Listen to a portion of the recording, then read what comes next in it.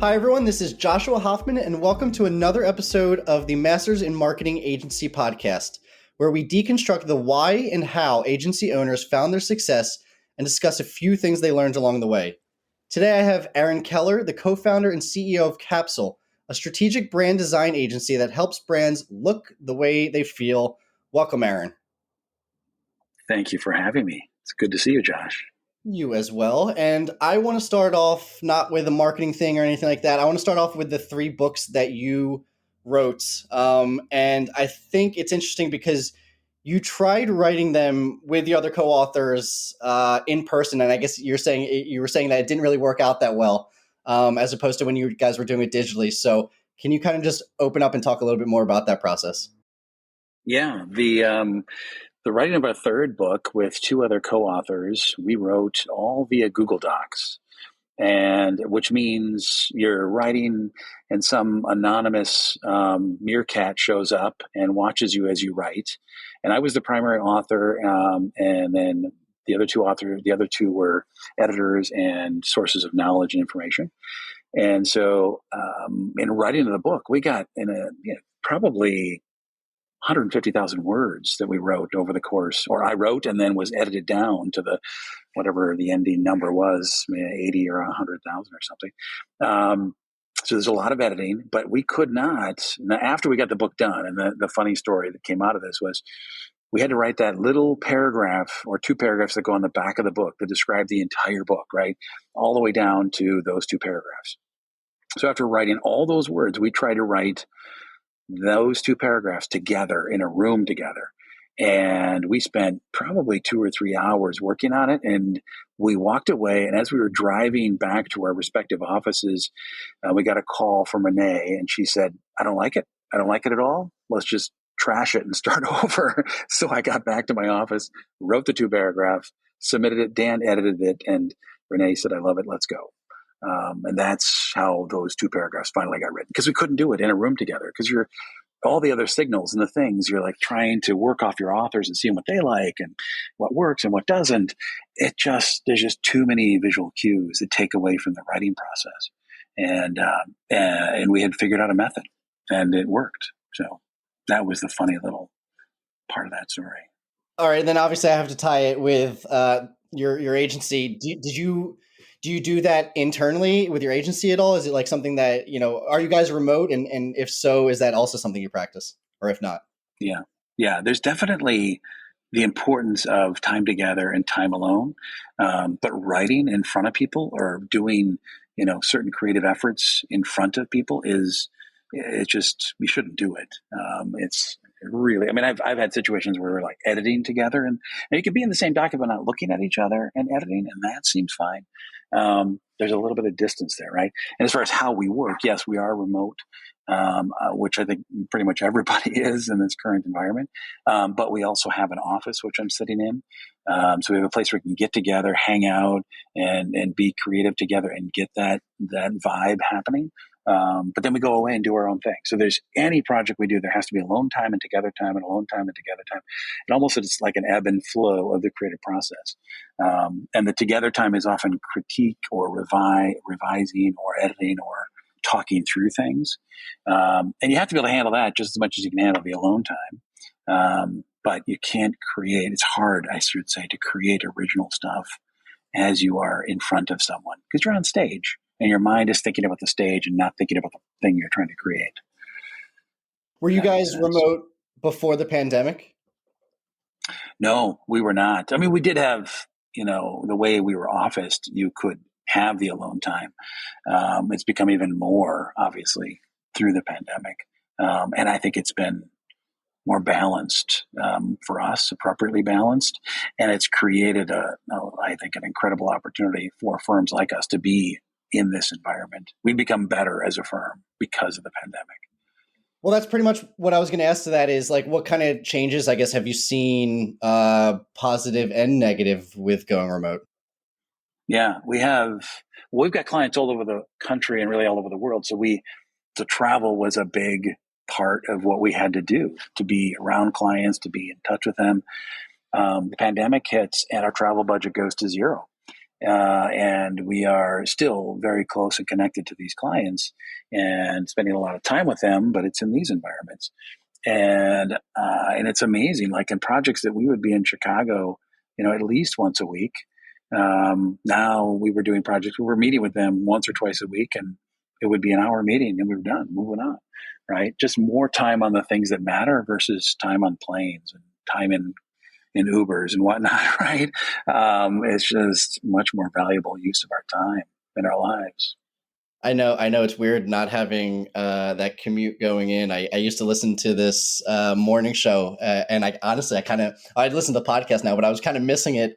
But having those 40 whatever minutes both ways, obviously, it's a nice time to get back. Just taking a step back now, can you tell me a little bit more about your firm? Yes, yeah. So we are, in the category of what we call a special projects firm.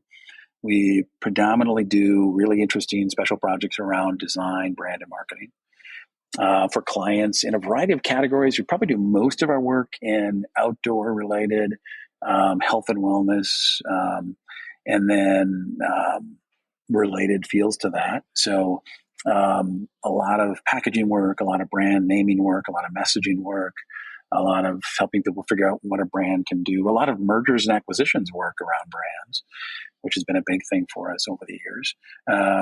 And because that Physics of Brand book came out, that led to a lot of valuing brands, making sure that they're properly understood for their value and getting rid of the ones that don't have value, or improving them if they can be.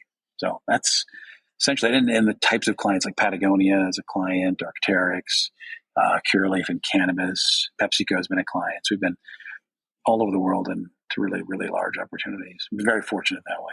I would also like to call out Smart Wool because I love that company and I saw you guys work with them as well. Yeah, yeah, I, yeah. I actually didn't know that you guys did, like, I guess you call it special design firms. What does that mean, and how the heck did you get into that as opposed to normal work? Yes. Yeah. The special projects thing came about on a project with Patagonia where they refer to us as their special projects team because they don't work with agencies. They rarely bring anybody in. And they said one of their criteria for bringing anybody in from the outside is you have to ask yourself as the team internally at Patagonia, would you spend a week in a tent with these people? Which I thought was a great finishing criteria. And we won on that criteria. And then they referred to us as their special projects team. So if they had a problem that they couldn't figure out either capacity wise or capability wise to solve, they would call us in to look at that problem, see if we can assess it and solve it for them, and then put together a team and go after it. And so that they told us that now it's got to be now at least 10 years ago, maybe almost 15 years ago. It was a wonderful little phrase, and we kind of bounced around with it for many years. And then just in the past 4 years, it's kind of risen to the top as, yeah, we are special projects. The kinds of things we do are those really intense, and the kinds of things that thrill us, that make us, get up in the morning are those really, really intense challenges, right? We're not a cut and paste firm, right? And there are people out there that they can make a good living cutting and pasting a lot of stuff. We're not that. Everything we do is bespoke. We have to create new for clients. And so it's got to be a special project of some sort, an extreme challenge, you might say. How do you do that? Just a little, we don't have to go too far into the detail, but what's kind of the process that you attack? Yeah. Yeah. There's always some form of research strategy and creative, or in our case, design as a component of that. We have writers, strategists, researchers, and designers on staff. We form our team, and then we form an external team that's closely connected to us. So whoever other partners, and we're very transparent with the client about that. Like, we're going to need these partners on the outside, but they're going to be transparent to us or to them. And we form this team and then put a scope together and say, this is what we're going to do to accomplish this. And at the end of this is what we would expect to deliver to you as a result. And then they'll often take it back in-house to their in-house team, or have us implement it in some form, or just walk alongside them as they implement whatever that happens to be. So that makes sense. Yeah, yeah. And how the heck do you get a customer like Patagonia? Well, we had done a lot of work in the category. We'd solved some other immediate problems that they had seen. Actually, Smart Wool was one of the big ones. that we had spent 7 or 8 years working with Smartwool, reducing the waste in their packaging, reducing the time to create their package. So taking waste out of the system, and also simplifying the process of communicating with a person with the package itself inside of there, because Smartwool has a lot of SKUs, and making sure that it was incredibly clear what you were buying and making that navigation easier. They had seen that work, as well as a number of other projects we had done, which you don't know that people are seeing this stuff right out in the world. Then you get the call and you go, oh, you've actually seen what we've done in other places. And then we, as we talked it through, we went up against some really significant firms to get this. And we basically, one of the things we talked about a lot was Patagonia has evolved into not your grandfather's environmentalist, really a modern version of how do we think about our relationship with the planet. They have to be sustainable financially as well, or first, right? They cannot, but they don't have to be over the top, right? They don't have to, reaping incredibly rewards. They can be extremely responsible and be a good brand. Like Patagonia, the company, and Patagonia, the brand, are the same thing. Right. So what you feel like you know about them, at least in the U.S. culture, now it's different internationally. They're sometimes seen as a fashion brand, which is definitely not, what they'd want to be associated with, because they're an activist brand, right? They want you to wear their clothing and go do stuff and go advocate for the planet, advocate for things that are good for the planet, right? Well, then maybe props to you, or props to the maybe the CEO who just retired. But I was just getting like a overnight bag or whatever they call it, and I was choosing between two. And the sole reason I actually didn't even like the design as much. The sole reason I went with the Patagonia bag is solely because their brand and everything that I understand of their company. So good on Yeah. you guys, I guess. For Well, yeah. We did not have anything to do with that, and I think that was an elegant move for sure. sure, sure. And I appreciate what he did, and the fact that he set a new marker, right? And this is what else you can do, right? Because founders retire, founders age, founders die, founders, have to move on, and somebody else has to lead it. And the public markets can be a really icky place, right? If you live under the quarterly system, and the expectations of profits and all the things that come with that, it's not for every brand. It's not for every company. So I'm doing very well in that. It's important to consider there's other possibilities, and I think they broke new ground when he did that. So. Yeah, not to go too far into this direction, but to me, it just showed a completely different style of how to run a huge business, and to me, it's actually almost like a better form of capitalism. Is kind of what he introduced to the world. So let's hope it goes keeps going, and others take his lead. But okay, so that was the big customers. Now, even more important, I think, is how did you get your first customer? Our first customer came from our network, came from the people we knew, and we had a small one, but our really most probably significant first customer was Red Wing Shoes, and a number of projects for Red Wing Shoes that eventually led up to the refreshing of the Red Wing for Red Wing Shoes, which was taken, with incredible amount of respect and kit gloves to make sure we don't do anything to that brand that those their audiences don't respect and don't value. So that was one of our big first clients early on, and then also a local grocery store called Byerly's was a refresh and rebrand, and then a little milk company that was called Schroeder Milk, that we refreshed, that was in packaging, that won almost every award out there. It was an amazing way to look at and navigate milk, which is, we've done oddly enough, a lot of work in commodities, which I always find interesting because it's the opposite of brands. So you take something like a commodity and turn it into a brand. What turns it into a brand? Well, packaging can definitely do that. You're aiding in the navigation, you're saving people time, you're delivering a high quality product, and you're no longer a commodity, and you're becoming something of value that has margin. Well, I'm interested because you mentioned like helping with packaging costs and other actually like more cost saving things. You is it like a bad word to say the word consulting? Do you consider yourselves also on the consulting side more than marketing? Is there like, can you talk through that a little? Yeah, yeah. I've often referred to us as a consulting company that does things. In the fact that we, which is kind of a ding on consulting companies, but we have deliverables, right? Deliverables that aren't reports. We actually deliver assets. We create intellectual property. Not that that's always what we do. We have clients, like we have one right now that's a local client that's called Cooks at Crocus Hill. They mainly hire us for consulting and advising around their brand, around transitions, around their customer experience. So we have a number of clients that we consult and advise, but our deliverables look more like consulting companies than intellectual property. But we like to deliver intellectual property because that is, for us, also more sustainable because we can have a case study, Right. right? We did this and this is what happened and we made this contribution. If you're advising somebody and they take your advice and do something, they actually did that action. You may have advised them to do that, but you don't get as much responsibility for that. You didn't create for them. So we prefer to create for people, but we also have those that just hire us to advise for Value things. add. I mean, it can't hurt, right? If you're a marketing firm and you're Very true. consulting on things that end up working, then it's value. Um, It's true. It's true. did you start this by yourself? Did you start with a team? And then the actual question behind that is when did you feel ready to go from the small unit to a bigger unit, aka making that first hire? Yeah. Yeah, we started this. We had three partners originally. One partner left fairly early, like in the first year, and then it was just the two of us. And we were pretty much on a growth path. We had this set in our minds that we were going to be between 12 and 15 people. It's still family size enough. You can know everybody and feel like you can all connect. And you don't have fiefdoms and little packs that grow.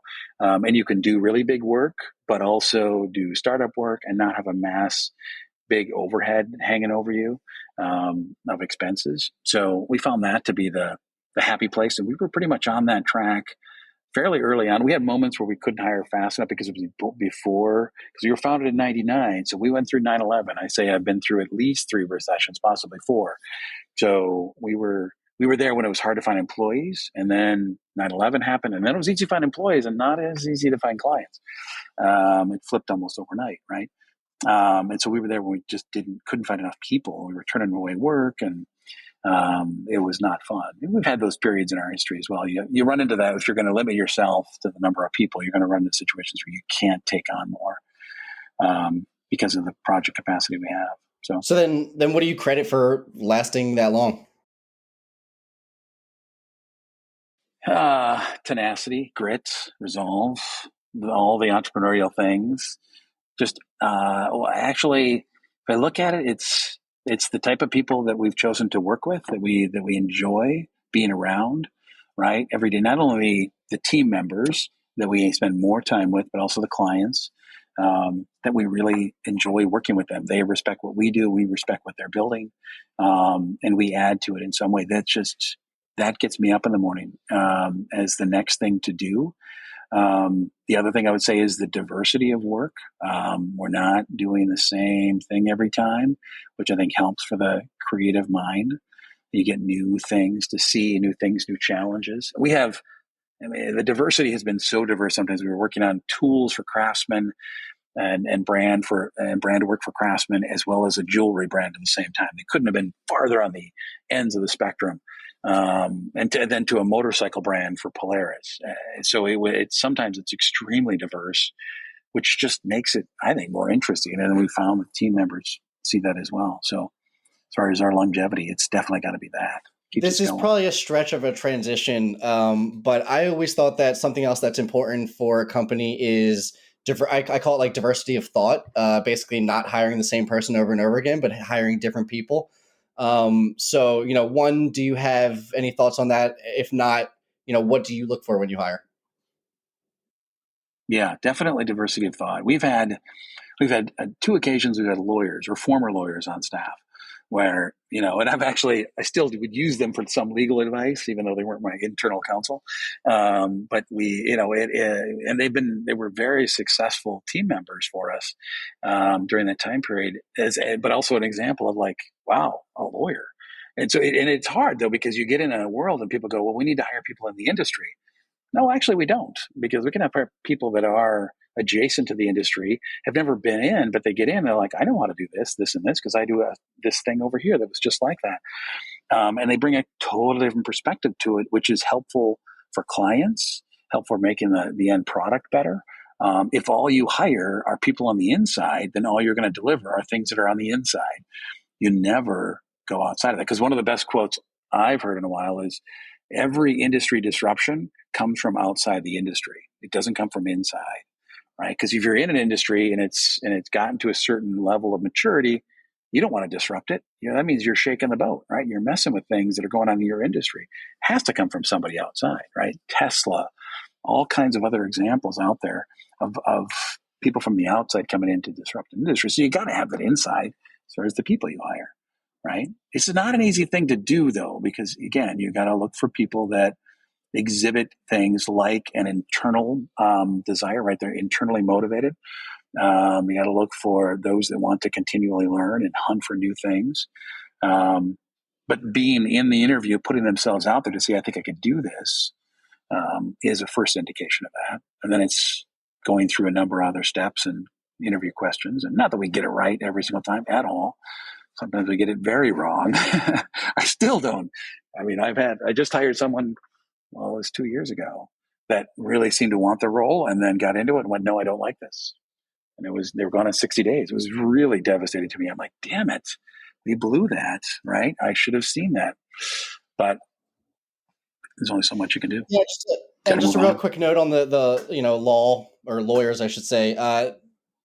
I've heard before that law and coding teaches you how to think differently, um, and it really does. I mean, I think both similar, where you're really thinking about every single circumstance that might come to play, not just what's at face value. And man, our lawyers and coders spectacular at that. You were kind of saying, Mm-hmm. mistakes or things that didn't work out with hiring. What other mistakes have you made with hiring and maybe just in the business? So let's stick with hiring and then I'll ask the second question. With hiring, our first big mistake, which we've done this one better, was a culture, not a fit in culture. That is one of the more painful mistakes you can make. And it's one you can definitely get around. There's methods for figuring that out. More people interviewing, more people that know the culture, more people that have been around interviewing that new person. And we haven't really made that mistake in probably 10 or 15 years, again, which is really healthy. So that, as far as a hiring mistake, is probably the most painful, but also something you can fix. And then, broadly speaking, as far as some days I feel like I've made every mistake there is to be made in business. It's just things like people would tell you, like early on, they'd say, have a really good accountant and a really good lawyer. If you're going to be in business, those are the two disciplines you need. And when we first got into business, I'm like, I can do the accounting. I know I got an MBA. I know how to do accounting. I just set up a system and we're going to have it running and it'll be great. And we were like 6 months in and I'm like, why am I spending so much time in accounting and not in the business that I wanted to create and doing the stuff I wanted to do? I didn't go and start an accounting business.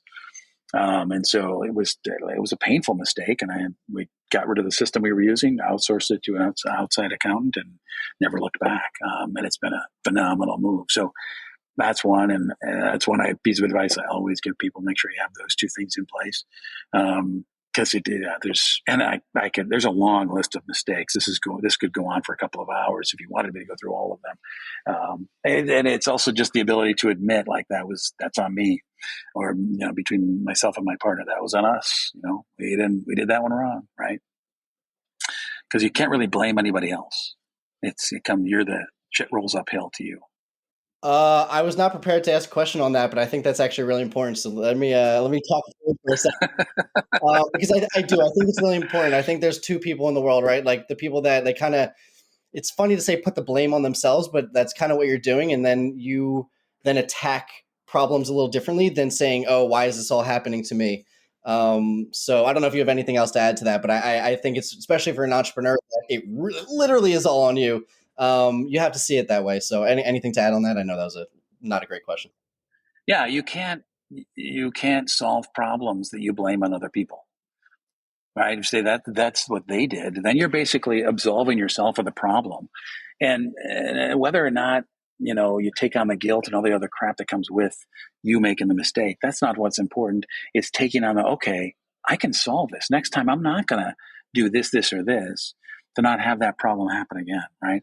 But if you blame it on somebody else, you're never going to try to resolve that. You're never going to work on the problem because you pushed it off to somebody else. That's their problem, not yours.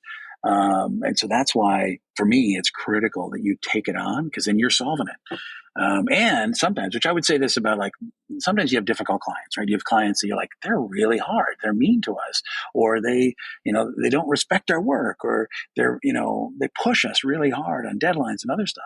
And I said, there's no client we can't take on and we can't solve and unlock, right? Because you need to keep looking at, like, what are they looking for, right? You think they're coming at you because of this, but it might just be because their day is not going great. What they really need is just someone to talk to about it, right? Or someone to reflect on and know that we got them. We're there for you. We got you. We're going to make you look good in the end. And give them that confidence to go back in and fight the battle, because they're fighting that for you and for themselves in whatever the project is. So, but if you just blame them for being angry or for having a bad day, you can't solve that problem, right? You got to take it on to Well, solve it. I feel like your that was a very therapy answer, and maybe that's the answer to this next question. Because my next question was going to be, how do you handle the pressure of blaming yourself? Let's call it. Yeah, I don't know. I mean, it used to be, I think over time you figure out how to deal with pressure as it relates to all other things in your life, and you go, no, nobody's dying here, right? It's not brain surgery. Sometimes it feels like it might be, but it really isn't. And you just have to, let, you know, see the fear, understand it, understand the emotions that you're feeling, self reflect, and then get past that to move on to what are the things. Because and we've talked about this before and other conversations, right? If all you do is sit around and worry, right, what are you going to get done in life if there's nothing there, right? I just don't. It's not healthy.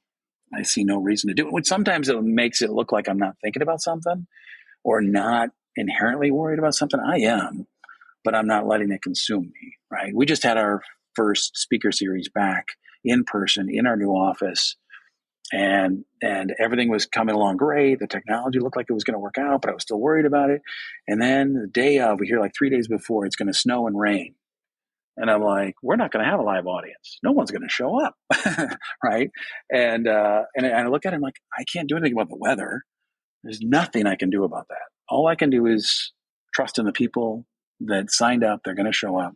And we had 60 people show up out of the 80 that signed up. So I was extremely pleased with the outcome of that, right? They were there, and I didn't need to be worried about that. All So right, yeah, egged me on enough to say the quote that we were talking about before this I call. know, I It know, was I know. it's from Stoicism. I believe it was Seneca, and he said, "Those who worry before necessary worry more than necessary." So, yes, of course, I kind of got tricky because we were talking about that before, but figured Ah, I that's love that quote. I love that quote. So that was good. awesome.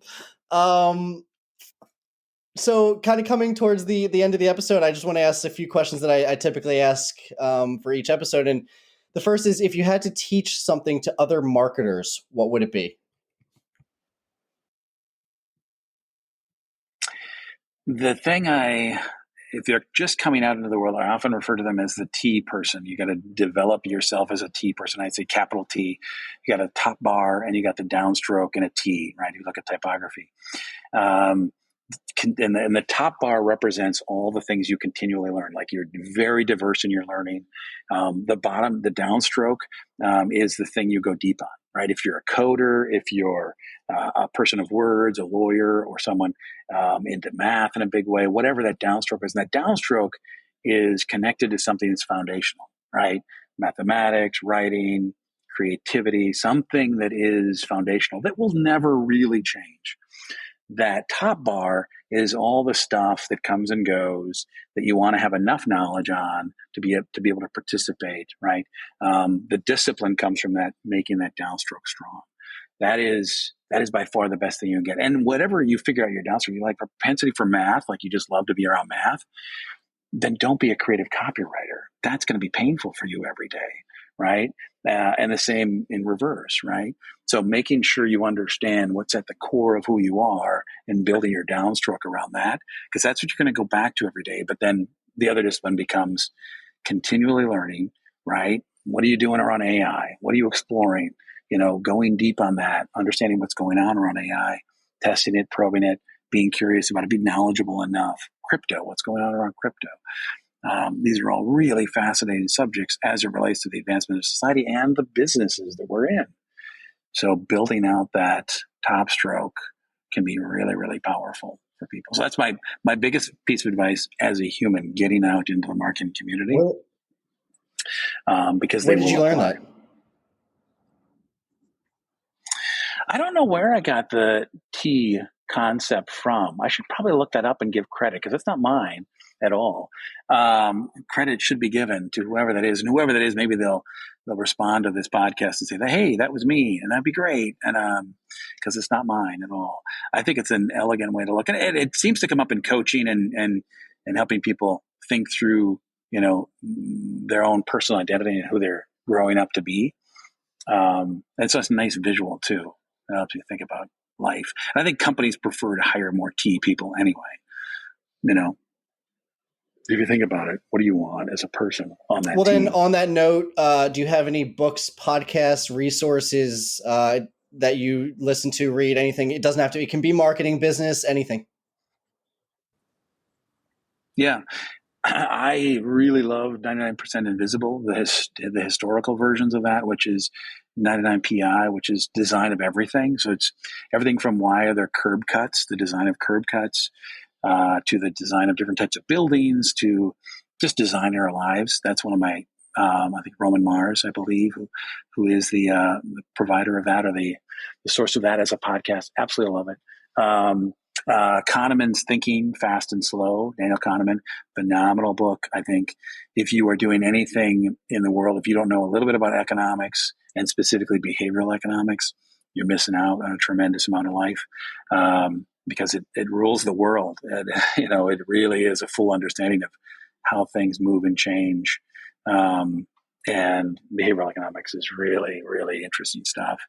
So Kahneman for sure. Yeah, and of course, Joe Pine, The Experience Economy. He changed my life with that book, and what that's become and how that shows up. And literally, Apple stores, Apple employees. We hired a former Apple employee recently, and she's talking about backstage. Like that comes out of Joe Pine's book. All of the employees are stages, and the workplace is the stage, and backstage, of course. And why wouldn't Apple apply that? That's the language, right, that they use. I love that book. So to give you a few that I found fascinating over the years, and I'm probably not giving credit to the ones that I should that are out there. But the other thing I always do is ask authors their favorite books. That is an incredibly valuable thing to do, because I got like Sapiens, another favorite Oh, book it's from gotta Daniel be, Kahneman, talking to him. He's like, Sapiens, you got to read it's Sapiens. gotta be within Oh arm's my length gosh, of that's me, an yeah. incredible book. Right. It's one of the, it's like you read that book, you're like, oh my God, this reshapes everything. I just like, you're like, I can't even get it's a phenomenal book. Phenomenal book. I'm not here to stop you if you want to keep going. Anyway. I'm here. I'm like, this is my favorite part I of know. the entire conversation I usually. think So if you have any more, keep going. well, yeah. Well, we just had Frank Rose. He's author of The Sea We Swim In, which is about immersive experiences. And I'm deep in the middle of that book. What was that called again? He also wrote The Art of Immersive Experiences, The Sea We Swim In. It goes between immersive experiences and storytelling, and the fact that those two things. He makes a comparison to, like, do fish know water? Right? If you're a fish in the water, do you actually know what water is? Which in that case, we are the fish. And is storytelling something? Do we even know when it's storytelling, when it isn't? Right? It's just part of who we are. Right? It goes into behavioral economics. It goes all the way, obviously, to movies and everything else that people talk about. Anyway, his stuff is also at that profound level when you read his work. So for sure, anything around him. Yeah, I can go on forever. If you have any after this, please Those are the send it ones. over Those are the and ones. we'll put in the show notes. Last question. Are you guys looking to hire anyone right now? Yes, we are. We're hiring what we call an experienced strategist. In the traditional industry, that would be an account manager. They're at project management and strategy. We are currently looking for an experienced strategist for the team to replace somebody as our first retiree.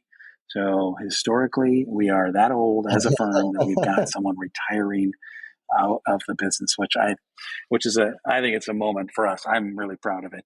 And he's a great guy, and he's going to ride off into the sunset slowly on a horse. Not really, because he doesn't ride horse, but he's definitely that kind of I wonderful think it's character credit to on you our team. guys to have someone that's been on there long enough and obviously can feel comfortable to retire at whatever age and all that kind of stuff. So not just a good benchmark, but I think definitely props to you guys. And then last thing, I just want to really just give you an opportunity to mention how people can find you and anything else you'd like to end with. Yeah, you can find us at capsule.us or myself at Aaron Keller at capsule.us. And we are all over in social media and almost every platform. We're not hard to find. And or our books on Amazon. Obviously, the Physics brand is out there selling quite well Do you want to on say your three book Amazon. names? So, yeah, I think you definitely mentioned one find book us name. where you can. Yeah. The other book names? Yeah. The Physics of Brand, and then Design Matters Logos and Design Matters Packaging, which we wrote over 15 years ago, also had profound impact on our business and all the things we've done. But they're also written in a different way and with a lot of personality. So I always highly recommend those. It's amazing how many design students come through design school and say, "Oh, that's right, I read your book," which is kind of weird and also a nice little marker in life. So yeah, those are much older. I don't know if they're both available on Amazon. If they are, they're probably used at this point in time. But Awesome. also great Well, books. I honestly love this time. I thought this was a great time. So thank you so much for coming on the show, and I hope everyone has a fantastic and successful day. Thanks for listening to the Masters in Marketing Agency podcast. I hope you got a ton of value out of this episode. And before we go, I just want to thank our sponsors, DevNoodle. DevNoodle provides marketing agencies with the ability to offer their clients unlimited website design, build, and management services with fixed monthly plans. If website design, development, and maintenance is holding your agency back from growing, please reach out to us at devnoodle.com, where we make websites easy for you and easy for your clients. devnoodle.com.